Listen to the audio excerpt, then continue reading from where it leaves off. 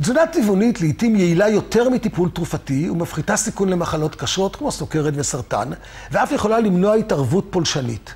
הדוגמה הטובה ביותר היא זו של נשיא ארצות הברית לשעבר, ביל קלינטון, שבגיל 58 עבר ניתוח לב פתוח בשל טרשת עורקים.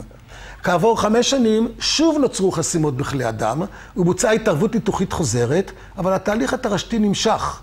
הנשיא קלינטון החליט לבחור בדרך טיפולית אחרת.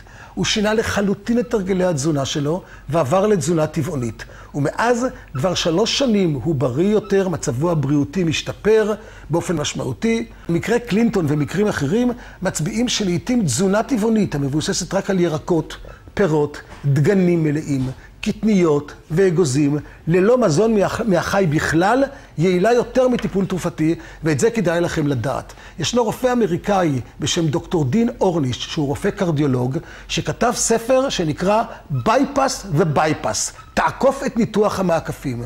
והוא מראה שעם אורח חיים נכון, שעם פעילות גופנית, שעם מדיטציה ורגיעה, ובעיקר עם אוכל טבעי, אפשר להפוך מצב של טרשת עורקים שדורשת ניתוח מעקפים, לאדם שהוא חי יותר, בריא יותר ומרגיש יותר טוב.